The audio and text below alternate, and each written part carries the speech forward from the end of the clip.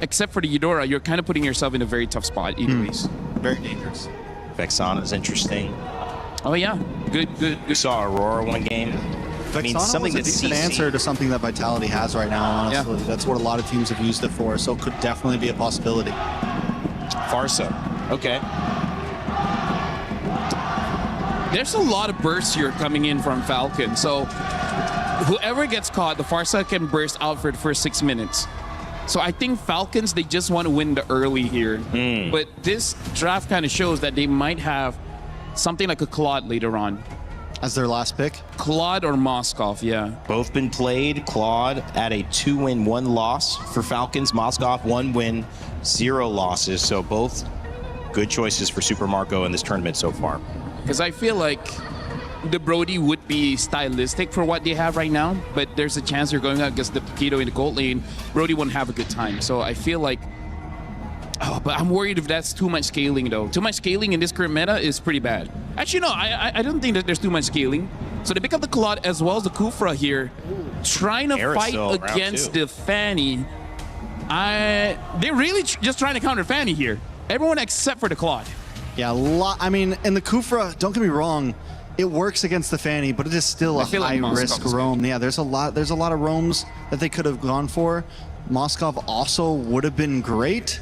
I guess it's a little less escapability. The Claude can help against this Farsa.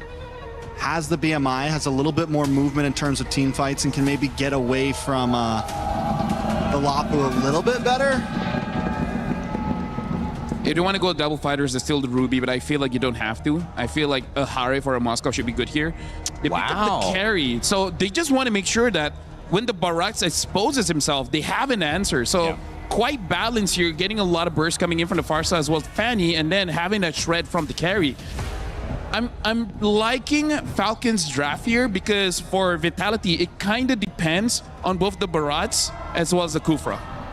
And the Jungle Paquito was something they lost in game number 1. Can they pull through this time in game number 3 and get a win off of it? Falcons taking it back with a few picks. The Farsa, the Fanny. Excited to see how it goes. Well, Team Vitality and Shogun been feeling pretty comfortable with that Barats on the stage the 3rd time around. Will he get kicked out? Need to find a new place to stay? We'll find out as we send it back over to Gideon and Brigitte for Game 3.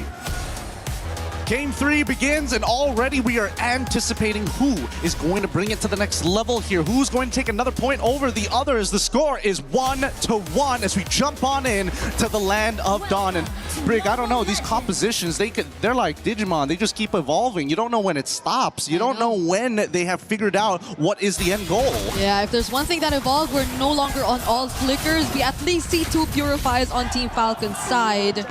And understandably so, you're seeing an overwhelming amount of crowd control over on Vitality, which I feel if they don't get to use in the proper sequence would be very punishing for their team fights in the latter portions of this game. Yeah, really interesting. A quick look at the emblems, and immediately we're already seeing Pull Yourself Together from Haji on a Purify in comparison to a Wilderness Blessing coming in from Moreno. So Moreno wants to move around this map a lot quicker with Finn, thanks to that Concussive Blast, but the Brave Smite here, pretty important for Ogun to keep himself alive. As we see the first couple of interactions, it's just about control. It's about how much we can control this lane and minimize the rotations. Yeah, Finn and Moreno are required to really work together, I feel, especially as because the nature of a Kufra, which I feel like is the reason why we don't really get to see him recently, is also because of the fact that once you go in, there's barely any way for you to disengage, and it's pretty much like you have to at least get a guaranteed stun or set for you to make sure that you get to maximize this hero to its fullest potential, because if not, it will be very easy for Falcons, considering their lineup too, to just go in for the punish. And that's a quick rotation you're seeing from Haji. Okay. Potential engagement from Finn as well. I don't think they want to do this right now, right? Nobody's level 4 at the right time, and more importantly, as much as they want this EXP crap, which Shogun gets, no problem, but I don't see Falcons finding First Blood just yet. Not until we see Ilhaji hit level. Oh my goodness, Moreno so close. Oh, he walks out just at the very edge. Gets caught. Yeah, I probably thought there was a bit more grass. But okay. Oh, it's not even the Tyrant's Revenge that catches him first. It's just going to be a Detona's Welcome from Shogun. Ah, Shogun's really good with the Detona's Welcome. It's actually kind of crazy, but here comes Haji.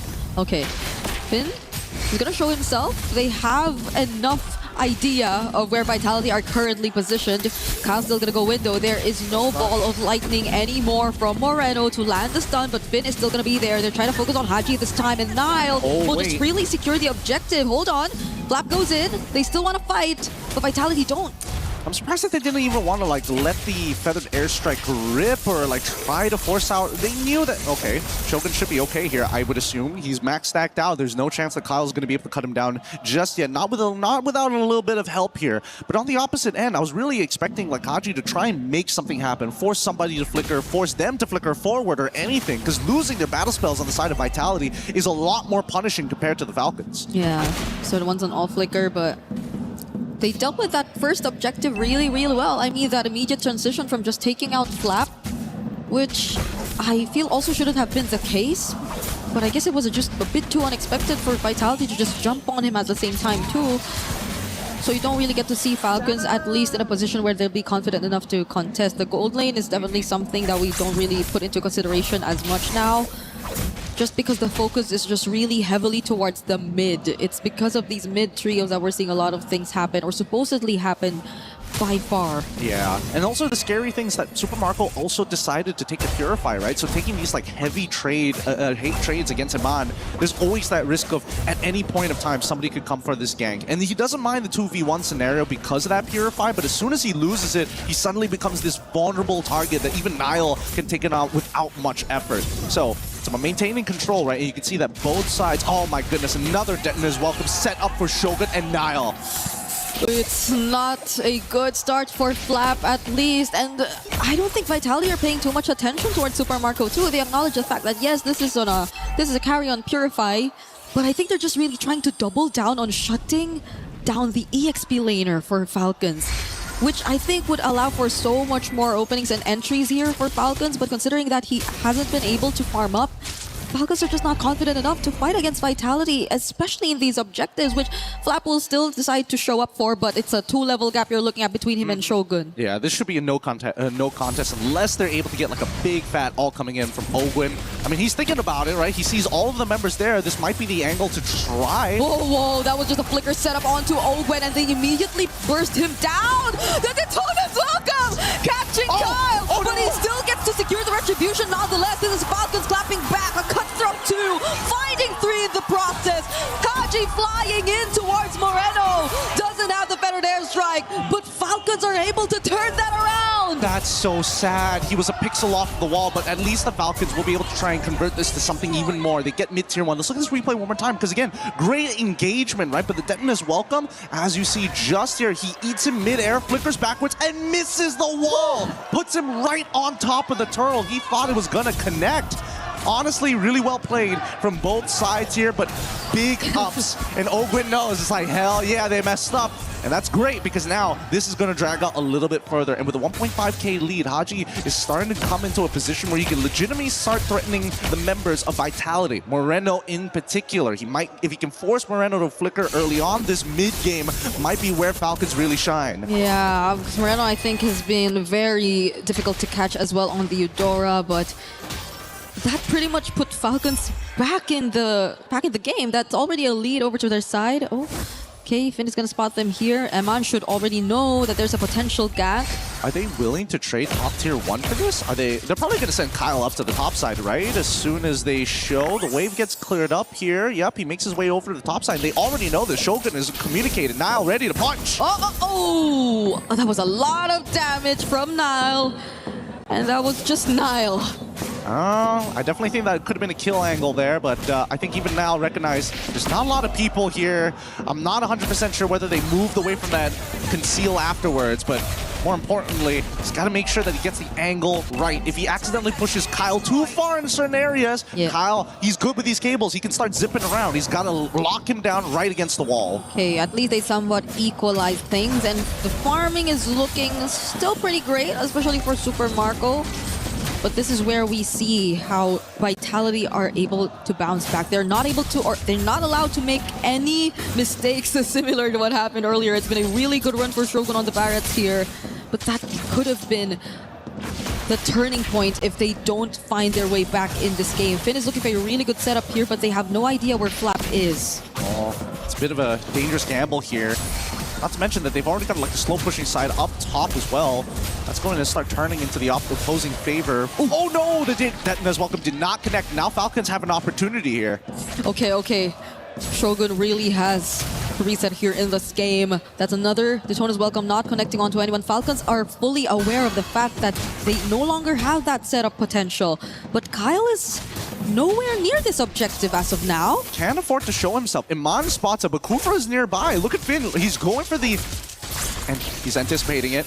Oh, he's waiting for it. It's and good. He catches Kyle. Blazing duet from Iman, and the bouncing ball prevents him from actually getting to Cable out of there. Great call. Great call. Made sure to use everything to ensure that Iman was able to get this kill, and also the bouncing ball to keep him in place rather than letting him move around. The order of these skills matters so much, and now Vitality, they need to take advantage of the scenario. Okay, that's a Detona's welcome with a Cyclone Eye. Slight reposition, but the damage from Nile, it's a bit too much. Haji using the feathered airstrike. Finn tries to tank the damage, but it's an outplay. Nile, it's a turnaround.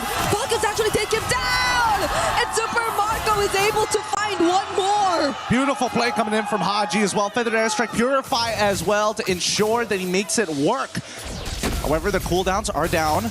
And Flap, he's not going to be able to get his ult back up in time, I think. I think he's got about like 13 seconds until it comes back up, but there's just too many members dead on the side of Vitality. This is no contest, and Falcons take this lead back.